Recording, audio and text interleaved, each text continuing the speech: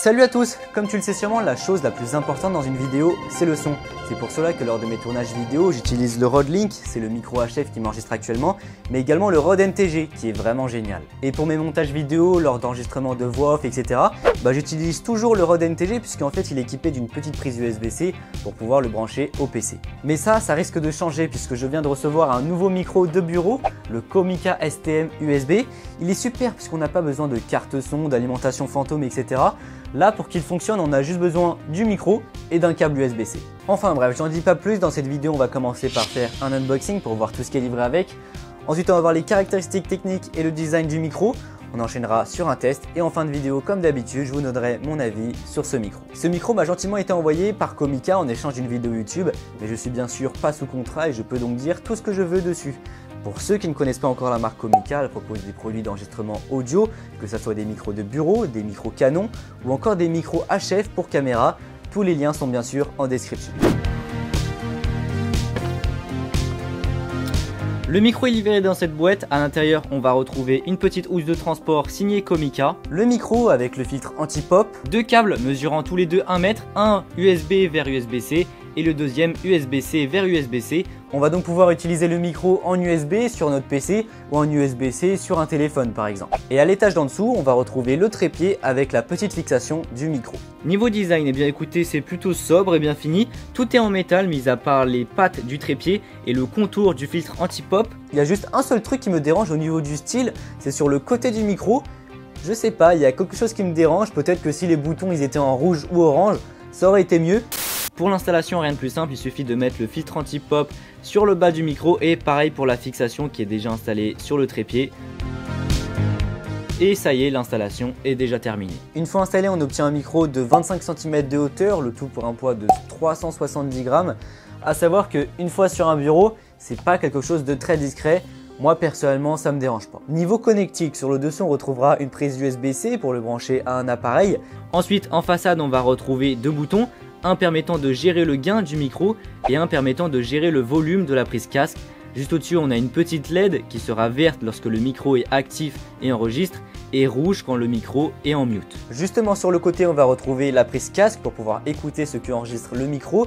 Et ce qui est super cool pour ceux qui font de la musique, c'est qu'on va pouvoir brancher notre casque, écouter ce que enregistre le micro, mais également pouvoir écouter de la musique depuis notre PC. En gros, tu vas pouvoir lancer de la musique depuis ton PC et l'entendre dans le casque, mais également pouvoir entendre ce que tu enregistres avec le micro, et ça sans aucune installation et paramétrage au préalable. Ensuite, on retrouve le petit bouton mute ainsi que le switch pour passer du mode cardioïde au mode bidirectionnel. Si tu es en mode cardioïde, le micro va seulement enregistrer tous les sons qui sont devant. Ça correspondra à la plupart des utilisations pour faire du podcast ou de l'enregistrement de voix off. Et si tu es en mode bidirectionnel, le micro va principalement capter ce qu'il y a devant, mais également derrière. Ça sera parfait pour enregistrer un dialogue ou un son d'ambiance par exemple. Voilà au niveau du micro en lui-même. Maintenant au niveau des caractéristiques techniques plus approfondies. Comme je te l'ai dit, c'est un micro qui peut enregistrer en cardioïde ou bidirectionnel avec une résolution de 16 bits et allant jusqu'à 110 décibels. Et bien voilà, je pense avoir tout dit sur ce micro. On passe maintenant au plus intéressant, les tests. Tout d'abord, je te conseille tout de suite d'enfiler un bon casque ou à la limite une paire d'écouteurs parce que ça va être compliqué de juger la qualité du son sur le haut-parleur d'un téléphone. Pour les tests, on va commencer par faire des voix off avec ce micro pour voir ce que ça donne. Ensuite en 2, on va faire des bruitages pour voir si c'est possible avec ce micro. Et enfin en 3, on va voir ce que ça donne au niveau de la portée. Donc je vais m'éloigner du micro et en même temps je vais continuer à parler. Et puis on va voir ce que ça donne si le micro il arrive toujours à bien me capter. Je suis donc en train d'enregistrer avec le Comica. Pour cela le micro est branché à mon PC en USB-C. Et je suis sur Premiere Pro comme à mon habitude pour faire des voix off, des bruitages. Enfin bref, mon logiciel de montage quoi. Alors là il faut savoir que le micro est en mode cardioïde. C'est à dire que là quand je parle devant le micro, eh bien le son est bon, il n'y a pas de problème, on m'entend super bien. En revanche, si je tourne le micro, donc je parle derrière, et bien comme tu peux le voir, on m'entend quasiment plus. Enfin, on m'entend toujours parce que forcément je suis toujours à côté, mais le son il est beaucoup plus étouffé. C'est pour cela que si tu es en mode cardioïde et que tu enregistres des voix off, etc., mais qu'il y a des bruits parasites autour, et bien ces bruits parasites là ils seront étouffés. Ça c'est super bien. Ça c'était donc le mode cardioïde, on m'entend super bien devant, et puis à l'arrière, c'est beaucoup plus étouffé. Je vais maintenant enclencher le mode bidirectionnel. Voilà, là le mode bidirectionnel est enclenché, donc normalement ma voix là elle change pas, sauf que comme tu peux voir si je tourne le micro, voilà, et bien Comme tu peux le voir, on m'entend beaucoup mieux que par rapport à tout à l'heure. C'est normal, c'est le mode bidirectionnel, on peut m'entendre derrière et devant le micro. Ça peut permettre d'enregistrer un dialogue ou de faire des sons d'ambiance. Ça c'était les tests pour une utilisation voix off. On va maintenant voir ce que ça donne pour une utilisation bruitage, comme j'aurais l'habitude de le faire pour mes vidéos. Allez, c'est parti, séquence ASMR.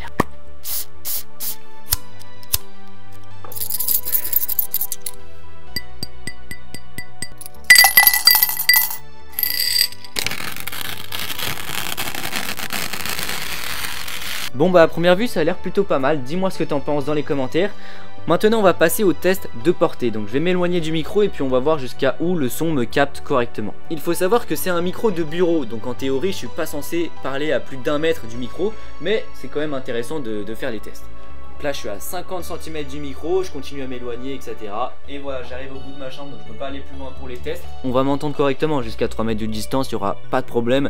Mais ça reste un micro de bureau donc en principe on reste quand même juste à côté. Allez, on passe maintenant au comparatif entre le Comica STM USB qui enregistre maintenant et le micro Rode NTG qui enregistre tout de suite sur ma caméra. Alors le Rode NTG qui enregistre actuellement et que je vous ai d'ailleurs présenté il y a pas longtemps sur la chaîne, je l'utilise quasiment pour toutes mes vidéos, que ça soit en intérieur ou extérieur, puisque le son est bon, sauf quand il y a du vent où là pour le coup j'utilise mon Rode Link. Pareil, c'est un super kit de micro HF mais il commence à se faire vieux et j'hésite beaucoup à le changer entre les Rode Wireless Go 2 ou le All-in-One de l'Arc 150, c'est deux micros qui se concurrencent, puisque mon Rode Link c'est un système audio sans fil, c'est quand même des gros boîtiers et aujourd'hui on fait quand même beaucoup mieux en Wi-Fi. Enfin bref, aujourd'hui on arrive à faire des produits bien meilleurs et plus compacts. D'ailleurs j'en ai pas parlé, le micro Rode NTG c'est un micro Canon super cardioïde, je suis actuellement à -20 dB sur le micro et pour le Comica pareil je suis en mode cardioïde. Donc quel micro vous préférez pour des voix off en intérieur? Est-ce que c'est plutôt le son du Comica ou est-ce que c'est plutôt le son du Rode NTG? C'est vrai que j'en ai pas parlé mais c'est important de le préciser, ces deux micros c'est pas pour les mêmes utilisations et on n'est pas du tout sur la même gamme de prix. Le Rode NTG c'est fait pour du run and gun sur une caméra et on est sur un prix avoisinant les 270 € et le Comica STM USB on est sur un micro qui est fait pour être sur un bureau et on est aux alentours des 110 €. Alors après, le Rode NTG il fait les deux utilisations, il peut être sur un bureau ou sur une caméra, mais bah c'est plutôt meilleur d'avoir un micro directement sur son bureau, ça évite de sortir les affaires etc. Enfin bref. En conclusion, tu pourras retrouver ce micro STM USB aux alentours des 110 € sur internet. Moi en tout cas ce qui est sûr c'est que je vais le garder comme micro fixe sur mon bureau car le son est très bon. C'est pas forcément ce qui se fait de mieux mais pour le prix et si on veut pas s'embêter avec une alimentation fantôme, une carte son etc. avoir seulement un micro comme ça sur son bureau c'est le top. Bref, au final, je te recommande ce micro si tu cherches un micro simple d'utilisation et tout simplement avec un bon son. J'espère que cette vidéo t'aura appris des trucs. Si c'est le cas, n'hésite pas à mettre un pouce bleu, à t'abonner si tu souhaites en voir plus. Si tu as des questions, c'est dans les commentaires. N'hésite pas à partager cette vidéo et à me suivre sur Instagram. Et puis sur ce, on se retrouve pour une prochaine vidéo. Salut! Salut à tous! Aujourd'hui, petite vidéo session FPV. Le but de cette session, c'est de tester des nouvelles batteries que j'ai reçues pour voir si elles sont bien, quelle autonomie on peut avoir. Donc bref, j'en dis pas plus, je suis très content de faire cette vidéo puisque je devais la faire il y a très longtemps après ma vidéo de présentation sur FPV, mais malheureusement avec le Covid etc. ça a pas